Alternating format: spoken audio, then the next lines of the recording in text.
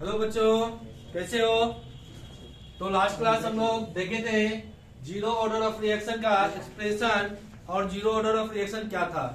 तो आज हम लोग देख रहे हैं 5 मार्क्स का क्वेश्चन में what are first order reaction obtain an expression for the rate constant of first order reaction. तो बच्चों जैसे हम लोग जीरो ऑर्डर में देखे थे वो भी 5 मार्क्स का क्वेश्चन बहुत ज्यादा इंपोर्टेंट होता है आप लोग के लिए, और उतना ही ज्यादा इंपोर्टेंट ये भी है। 5 मार्क्स का क्वेश्चन 3 ही बनाना है हम लोग को। 3 में से एक क्वेश्चन पक्का है, या तो जीरो ऑर्डर या तो फर्स्ट ऑर्डर। ठीक है, तो चलिए नेक्स्ट हम लोग देखते हैं क्या है ये फर्स्ट ऑर्डर होता क्या है। फर्स्ट ऑर्डर रिएक्शन क्या होता है? वैसा ऑर्डर ऑफ रिएक्शन होता है जिसमें रेट ऑफ रिएक्शन जो होती है रिएक्टेंट के मोलर कंसंट्रेशन के राइजिंग पावर 1 के होता है। ठीक है ना, यानी वैसा अभिक्रिया की कोटि जिसमें अभिक्रिया की दर, वैसा अभिक्रिया कोटि जिसमें अभिक्रिया की दर अभिकारक के मोलर सांद्रता घात 1 के समानुपाती होता है, उसे हम लोग क्या बोलेंगे? फर्स्ट ऑर्डर रिएक्शन बोलेंगे। दूसरा इंग्लिश में अगर बोलना है मुझे, those order of reaction in which rate of reaction is directly proportional to the molar concentration of reactant raising power 1 is called first order of reaction. तो एक तो डिफिनीशन आप फर्स्ट ऑर्डर रिएक्शन को लिखिएगा। फर्स्ट ऑर्डर रिएक्शन का definition आप लिख के तब आगे हम लोग बढ़ेंगे कि बच्चों फर्स्ट ऑर्डर रिएक्शन का डिफिनीशन हो गई। उसके बाद पहला आएगा एग्जाम्पल, इसका लिखेंगे जैसे हम लोग जीरो ऑर्डर में बताए थे। एग्जाम्पल में बात करूं NH4Cl, ऐसे रिएक्शन कर देंगे NH3HCl।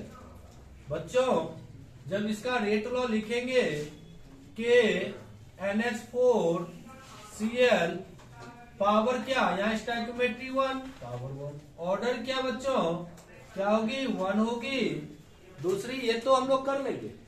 तीसरा स्टेप हम लोग की बात करेंगे unit of first order reaction. Unit जो है क्या होगी? Second inverse. आप या तो यहाँ पे सेकेंड लगाओ क्योंकि टाइम की बात हो रही है, सेकेंड भी यूज कर सकते हो आप, टाइम भी यूज कर सकते हो, मिनट भी यूज कर सकते हो, आवर भी, जो मन करता है यूज करने का, कंपनी पर डिपेंड करता है, आप समझ ही रहे होंगे। तो वो चीज आप यूज कर सकते हो। वो आप कंपनी मतलब गलत नहीं समझिएगा, कंपनी मतलब एग्जामिनर की बात हो रही है। ठीक है, हाँ, वो सेकेंड भी कर सकते हैं बेचारा, मिनट भी कर सकते हैं, आवर भी, ईयर भी कर सकते हैं। समझ रहा है ना? ये नहीं कि वो ब्रांड का है, वो ब्रांड का है, सब अपना ब्रांड होता है। तो ये चीज ध्यान रखिएगा। इतना करने के बाद हम लोग जाएंगे एक्सप्रेशन पे, मतलब उसको डिटेल करेंगे कि हाँ obtain an expression for the rate constant, यानी हमको के बात करना है। क्या बात करनी है? के की बात करेंगे। तो के के लिए देखिए, चलिए ये डिफिनीशन ध्यान रखिएगा, एग्जाम्पल, यूनिट ध्यान रखिएगा।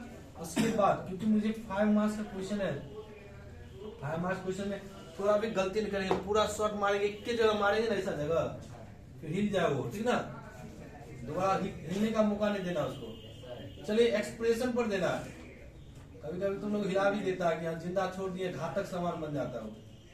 एक्सप्रेशन में आएंगे तो चलिए हम लोग बात क्या करेंगे, आर से पी बन रही है, बहुत ध्यान दीजिएगा। आर से पी हम लोग डिफिनीशन क्या बोले, रेट ऑफ रिएक्शन जो होती है directly proportional molar concentration of reactant raising power 1, यानी पावर इसका क्या होगी? 1 होगी। इसका रेट ऑफ रिएक्शन की जब मैं बात करूंगा तो क्या होगा? R इजकल टू पावर के, सॉरी पावर कहते हैं, प्रोपोर्शनल टर्म हटाएंगे तो क्या होगा? R। इतना रेट ऑफ रिएक्शन हम लोग लिख दिया, रेट ऑफ रिएक्शन का इक्वेशन फर्स्ट। अब हम लोग रेट ऑफ रिएक्शन इंस्टेंटेनियस में चलते हैं। रेट लॉ हो गया, अब रेट ऑफ रिएक्शन की बात करेंगे, माइनस dr बाय dt। बच्चों इक्वेशन क्या हो गया? ये सेकेंड हो गया। फ्रॉम इक्वेशन 1 एंड 2 कर दूं, एक और दो को, दोनों को मिलाते हैं, क्या क्या करता है दोनों काम देखेंगे कि देखिए r बराबर इतना, r बराबर इतना, दोनों को बराबर कर देने, मिला दो, क्या होगा? Minus dr by dt equal to K. Math वाला बच्चों ध्यान रखिएगा, आप लोग के लिए बहुत आसानी से नजर आएगा। यहाँ dt को उधर लेता है, कंसंट्रेशन रिएक्टेंट को इधर ले आए, minus dr by dt is equal to, इसे dt हटा दे, dt को उधर ले जाते हैं, कंसंट्रेशन ऑफ R के dt, ये इक्वेशन कर लीजिएगा। दोनों तरफ क्या कर देंगे, दोनों तरफ इंटीग्रेशन करने पर, इंटीग्रेशन लेने पर क्या होगा बच्चों, minus D R by R equal to K D T, इतना कर सकते हैं बच्चों। ध्यान देंगे यहाँ पर ये इंटीग्रेशन टर्म, इंटीग्रेशन यहाँ जब कर देंगे, ये दोनों क्या है, ऊपर भी सेम आंसर दोनों सेम है ना। यहाँ पे हम लोग क्या टर्म है, इंटीग्रेशन जैसे लगेगा लॉग इन लगेगा, लॉग इन आर। और एल एन आर की बात करेंगे ना तो क्या वैल्यू होती है पता है ना, दोनों का वैल्यू याद है, एल एन आर का होता है वैल्यू 2.303 लॉग, ये चीज ध्यान रखिएगा। एल एन आर यहाँ कांस्टेंट है, इसको कोई छेड़ नहीं सकता भाई, छेड़ने वाला को पावर चाहिए कांस्टेंट को, के फिर क्या है प्लस, सॉरी के डिफरेंशिएशन टर्म हटेगा तो क्या होगा टी आएगा। यहाँ पे भाई इंटीग्रेशन टर्म यूज किए हो, कुछ तो देना ही पड़ेगा ना, इसका घूस देना पड़ता है ना। यहाँ क्या देंगे हम लोग, आईसी मतलब क्या, इंटीग्रेशन कांस्टेंट, ठीक है ना। इंटीग्रेशन कांस्टेंट की बात करो तो ये थर्ड इक्वेशन। चलो हम लोग फिर मान लेते हैं, यदि R इजिकल टू क्या होगी R नॉट, और T इजिकल टू क्या हो जाए 0, तो वैल्यू पुट कीजिए, लॉग इन निगेटिव में R नॉट बराबर K इंटू टी की जगह 0 प्लस IC, तो IC इजिकल टू क्या होगा बच्चों, negative log N R,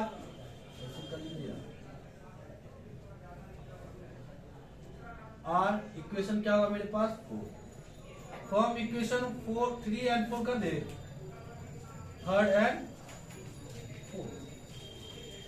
and fourth जैसे करेंगे क्या होगा देखो तो बच्चों, ये वाला वैल्यू इसमें पुट कर दे, negative N R equal to के टी प्लस की जगह क्या होगा माइनस आर, अच्छा ये आर नॉट होगा ना भाई,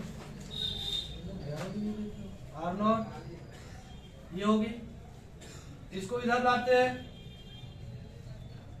log in N R plus log in R naught equal to के टी।